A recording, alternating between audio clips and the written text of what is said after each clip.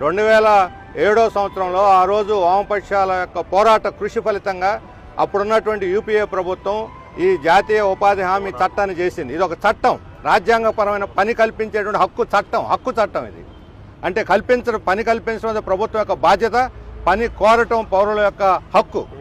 పని లేనటువంటి రోజుల్లో వ్యవసాయ కార్మికులు ఈ వలసలు తగ్గించి వ్యవసాయ పనులకు తోడు ఈ పనులు కూడా సంవత్సరంలో 60-70 రోజులు మించి వ్యవసాయ పనులు లేని కాలంలో ఇంకొక 100-150 రోజులు వ్యవసాయేతర పనులు ఈ ఉపాధి పనులు కల్పిస్తే వ్యవసాయంలోనూ డిమాండ్ పెరుగుతుంది, వాళ్ళ ఆదాయాలు పెరుగుతాయి, ఈ పేదరికం నుంచి బయటపడతారు అనేటువంటి ఒక మంచి సంకల్పంతో ఆ రోజు జాతీయ ఉపాధి హామీ పథకాన్ని మనం తీసుకొచ్చాం. ఈ గత 18 సంవత్సరాల కాలంలో ఇది మంచి ఫలితాలను కూడా ఇచ్చింది.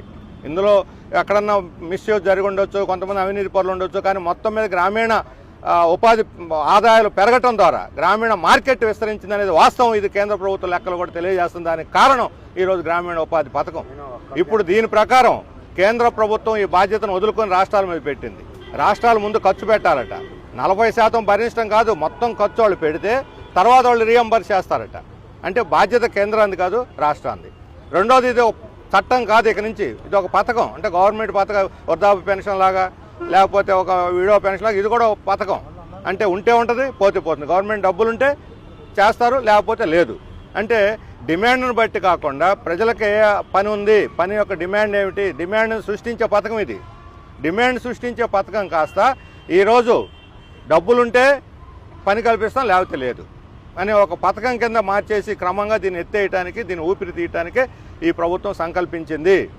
మహాత్మా గాంధీ పేరు ఉండటం ఇష్టం లేదు, అలాగే ఈ పథకం ఉండటం లేదు. కేవలం భూస్వాములు గ్రామాల్లో ఎవరు ఈరోజు దీనివల్ల వ్యతిరేకంగా ఉందంటే కేవలం పీడికడ మంది భూస్వాములు. వాళ్ళకి చౌక లేబర్ కావాలి. గ్రామీణ ప్రాంతాల్లో 100-150 రూపాయలు పనిచేసే వాళ్ళు కావాలి. ఈరోజు గ్రామీణ ఉపాధి పథకంలో 600 ఇవ్వాలని మేము డిమాండ్ చేస్తున్నాం. 304 ఉన్నది. వ్యవసాయ పనులకు 150 కూడా లేని కాలంలో ఈ 300 రూపాయలు కనీస వేతనం గిట్టుబాటు అయితే వాళ్ళకి ఆ మేరకు వ్యవసాయ డిమాండ్ కూడా పెరుగుతుంది. ఇది ఒక మంచి సంకల్పంతో తెచ్చిన చట్టం. ఇది అన్ని పార్టీలు ఆమోదించాయి. ఈరోజు దీన్ని రద్దు చేయడానికి దీనికి ఆరంభం జరిగింది. అందుకని ఎట్టి పరిస్థితుల్లో దీన్ని వదులుకునే సమస్య లేదు.